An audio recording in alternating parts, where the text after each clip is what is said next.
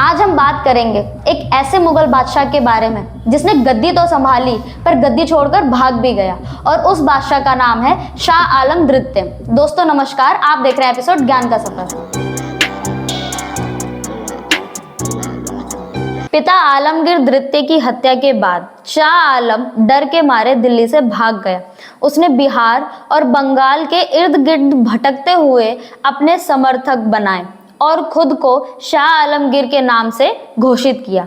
इस समय भारत की सबसे बड़ी लड़ाई हुई मराठों और अहमद शाह अब्दाली के बीच। शाह आलम इस लड़ाई में सीधे शामिल तो नहीं हुआ, लेकिन परिणाम उसके निर्णायक साबित हुए, क्योंकि मराठों की हार के बाद उत्तर भारत की सत्ता खाली पड़ गई। अब दिल्ली में न मुगल की ताकत थी और ना ही मराठों की। शाह आलम ने अपने नाम को बनाने के लिए उसने सोचा कि जब दिल्ली नहीं रही तो क्यों ना बंगाल से अपना साम्राज्य शुरू किया जाए। वहां उस समय मीर कासिम और ब्रिटिश ईस्ट इंडिया कंपनी के बीच तनाव चल रहा था। शाह आलम ने मीर कासिम और अवध के नवाब शुजा-उद-दौला से मिलकर अंग्रेजों के खिलाफ मोर्चा निकाला। मोर्चे में एक तरफ मुगल बादशाह शाह आलम द्वितीय, मीर कासिम और शुजा-उद-दौला तीनों लोग थे।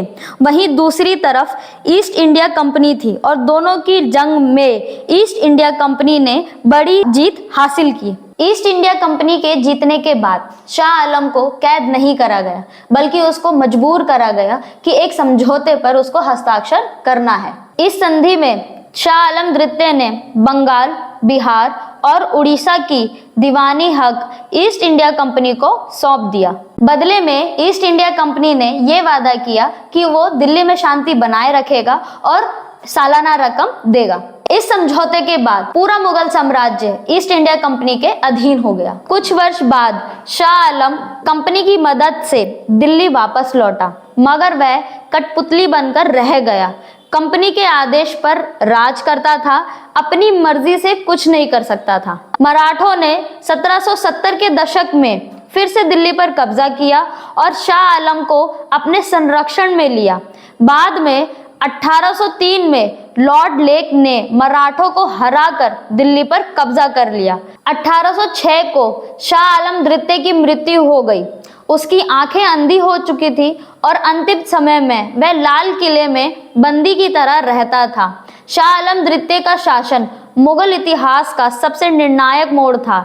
यही वह दौर था जब दिल्ली की गद्दी पर बादशाह नहीं थी, बल्कि ब्रिटिश कंपनी की मर्जी से चलती थी और मुगल साम्राज्य का नाम रह गया था, मगर वजूद खत्म हो चुका था।